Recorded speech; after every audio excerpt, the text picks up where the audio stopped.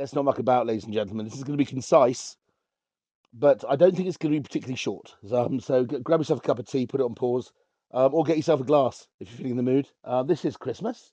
Um, a very dear friend of mine, Nikki Smith, who's a freelance PR, represents another good friend of mine, Andy Brown, who's been in the wine industry in the UK as long as I have. We've sort of grown up through the industry together in fairly different roles, to be fair. But he's worked for all sorts of people, including the great Penfolds in Australia, Liberty, probably the preeminent importer in London, dare I say it, although I don't work with him.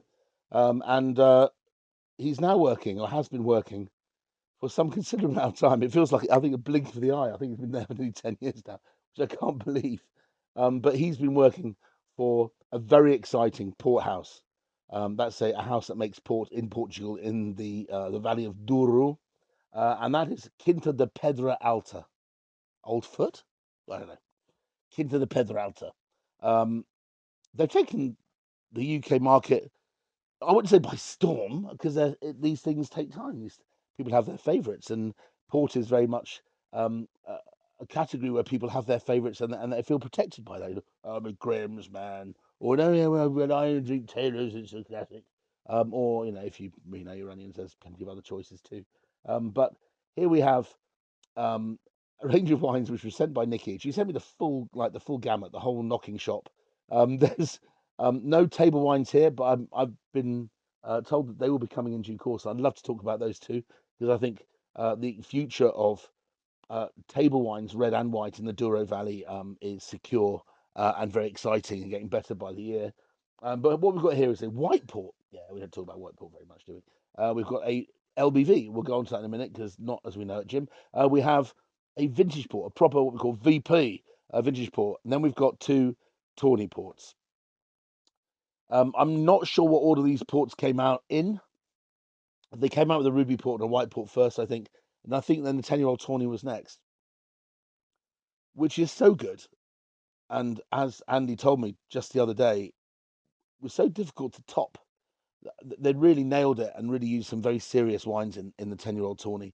And although it says 10 years old on the label, that's only an average age. And there are some very old stocks in there indeed. And for this price, I think they're charging like £25 for a half litre.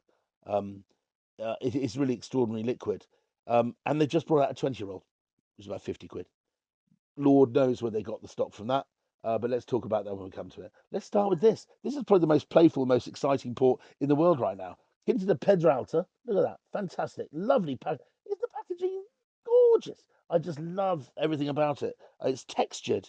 It's got this lovely kind of leaves. If it's braille, it's like, that feels like a terrace. Yeah, that kind of thing. And this is Pedra number 3, Porto Branco. Porto Branco, which is a white port, is made from white varieties, I'm guessing. I don't even know where to start. I should have checked this. I'm guessing there's Virginia in there. There's Ribatejo. I know there's all not Ribatejo, Ribeiro, all sorts of other varieties in there. But they're varieties which we seem to care less about in our fortifieds than we do about our table wines.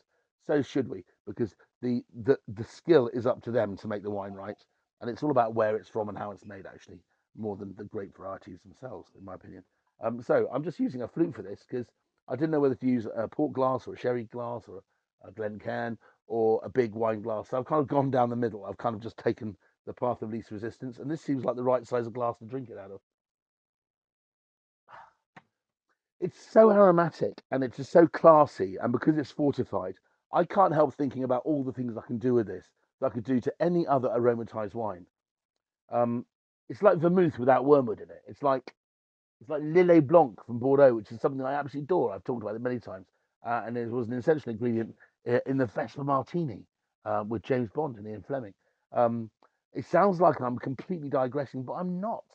Pedra Tonica, or a port tonic, which is a mixture of this, 2 parts this, 1 part this, 2 parts tonic, or maybe less if you like that, with a slice of lemon in it, is the drink in northern Portugal right now. People don't drink gin and tonics; they drink port tonics. What's the advantage? Slightly less alcoholic. So you can drink a couple more, maybe. I don't know. But the balance of sugar and sweetness in it, because they're not bone dry, um, with the flavour of tonic, just works so beautifully together. Um,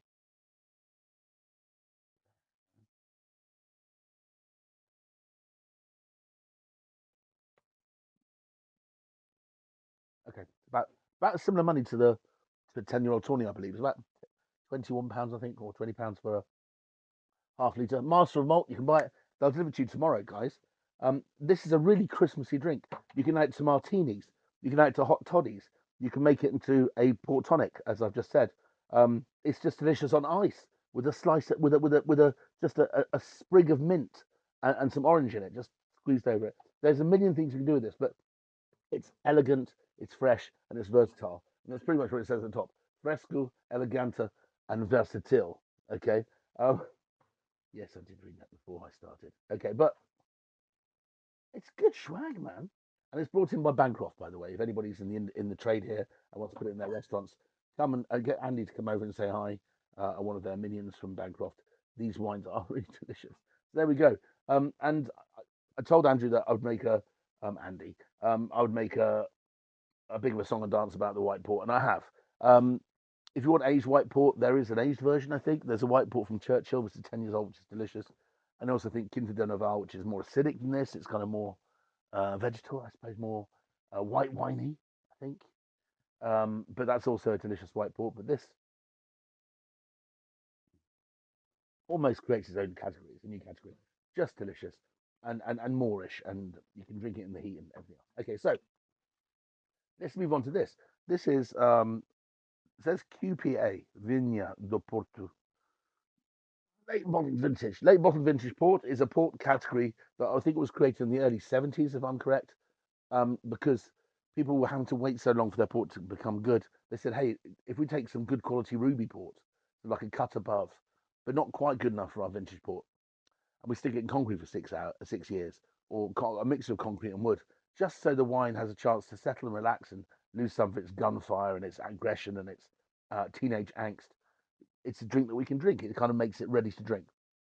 That's the idea behind LBV. And if it says traditional on the front, then that means it's been aged in wood. Usually, traditionally, it's been aged for 5 years in wooden barrels. So it's halfway, which is a vintage port, which can only be aged for 2 years in wooden barrels, and a tawny port, which is aged in perpetuity in wooden barrels, which allows this drink to be ready sooner. And these wines are designed to live forever. The quality of the fruit, the quality of the vineyards they have at Pedra Alta are in that like secret kind of sweet spot which allows these drinks to become real true classics. I'm just going to pour a glass here. This is 2019, which I believe was a very, very warm port year. Made some good wines.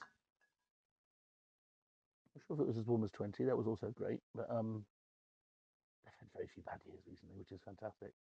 You go all the way through the 70s and 80s and bugger all happens. And then the latest 10 years have just been a wonder success for vintage ports in general. So this wine is very, very dark. It's got the ruby colour to it of a normal vintage port or an LBV. Um, you can smell there's some wood here.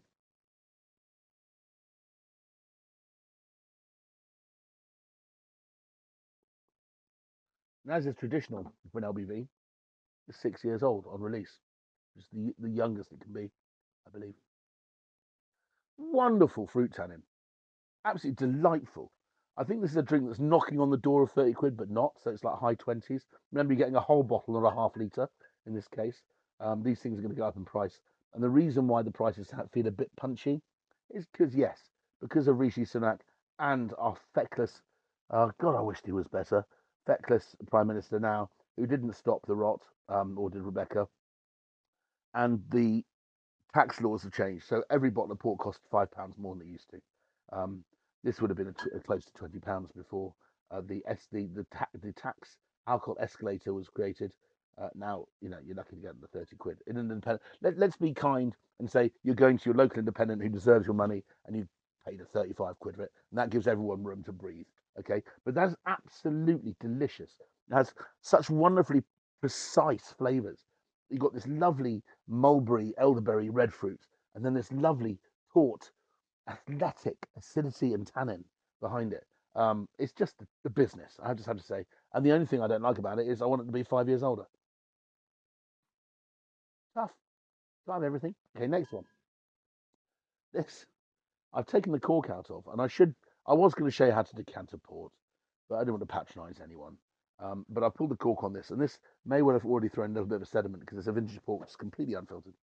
So I'm just going to tip it like that and take some of the liquid off the top, and then possibly decant that later.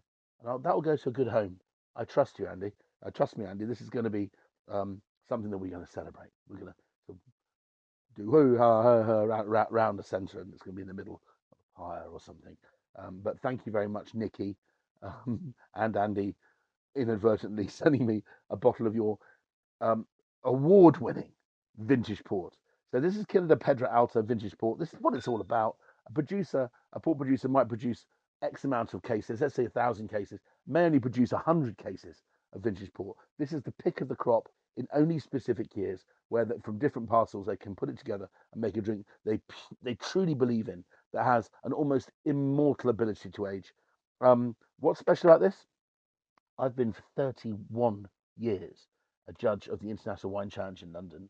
And last year, the powers that be, I didn't judge this particular panel, the powers that be gave this the trophy for best fortified wine at show, which is amazing because it's up against some pretty serious other ports, if nothing else, and great shows and so forth. But this was the port trophy par excellence. 2020 is I think, phenomenal port year. It reminds me a lot of 2003, maybe slightly better. I think people are more used to making hotter climate ports now. But yes,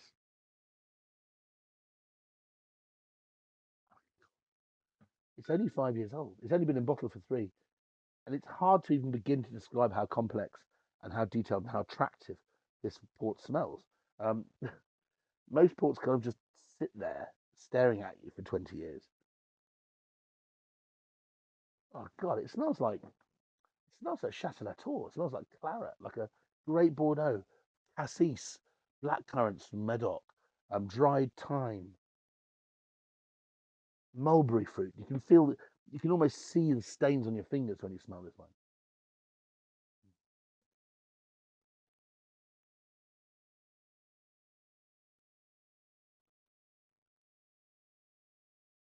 I don't know what to say.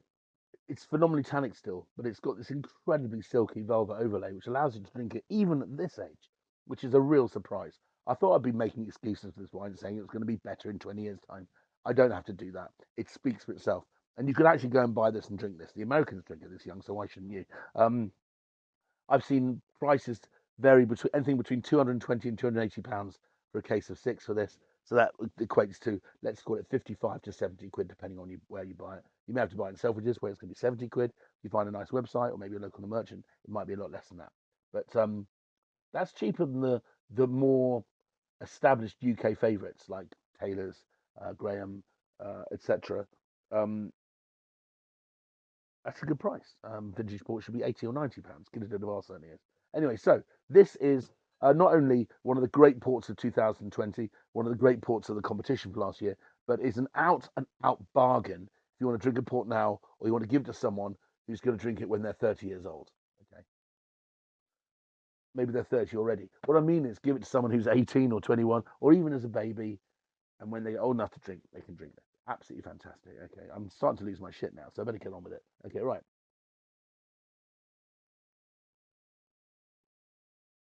Ah, wow. Nice work, guys. Okay, so here you are. This is the kind of almost where the proper port started for these guys. This is Alta Numero 12. No, is that 12? Yeah. I don't remember what Portuguese is for 10. 10. Let's call it 10 años. Okay. Yes. Años. Okay. 10-year-old tawny port. What's that all about? Well, a 10-year-old tawny, you can buy tawny in two different forms: Colheita or tawny. Tawny is labelled by how old it is, on average, right? In theory, okay? There's a bit of wiggle room because you can't work these things out exactly. But it can be a port that's made from 5-year-old port up to 15-year-old port. You know, if you made a wine from port that's 5 years old, 6 years old, 7 years old, 14 years old, and 15 years old, and blend it together, it would have an average of 10 years old. That's right. It doesn't work quite like that. They select different vintages in order to keep the house star going, and there might be 3% of a 50-year-old port in there, and then whatever, but they'll pick out 3 or 4 vintages that really work together. Um, this is the colour of 10-year-old tawny. This is textbook. This is kind of dictionary definition of what 10-year-old tawny should look like. It is tawny, but it's not brown.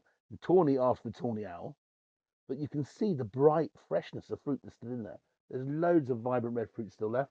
And if you want to know which port it is that you drink with your Stilton at Christmas and all those blue cheeses, all the hard cheeses, the reliable one that works, that's robust enough to handle those cheeses, but also doesn't ride roughshod over them or is too delicate to match them, is 10-year-old. Buy your 10-year-old tawny.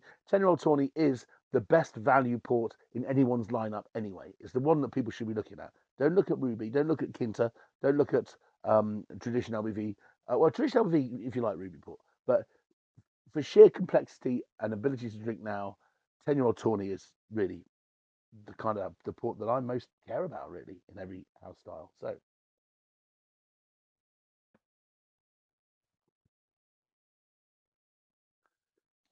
it's wonderful. It's glossy and buttery, like caramel, like like the liquid salted caramel center of a chocolate. It has this salinity. It's not quite saline, but mineral tang to it. But it has a buttery, glossy sugariness to it. Um, and at the finish, you taste the more tertiary, figgy, what they call, um, what's the French name for it?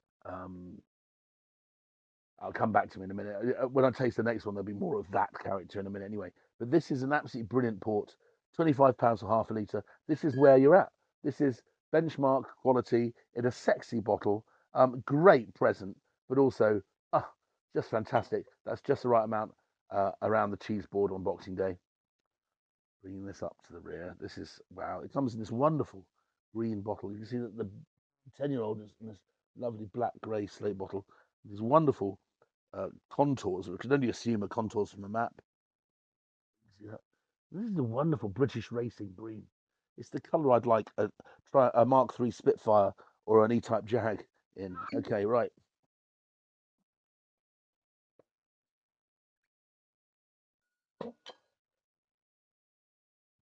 Like colours. Okay, right. So, dictionary definition of a 20-year-old. See that? It's much more agate, much more opaque, much more brick, less vibrantly red. Oh God, there's still such profound fruit in there. But that's the character I'm looking for. It's got torrefaction, which is roasted coffee beans. And that dried fig date thing you get in old ports, it's there, right in the background.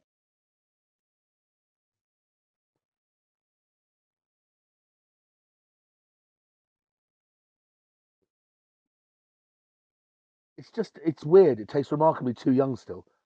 The palate explodes with interest and flavour and would make any day a celebration if you drink that wine. It has those roasted notes and the dried nuts and the thing going on.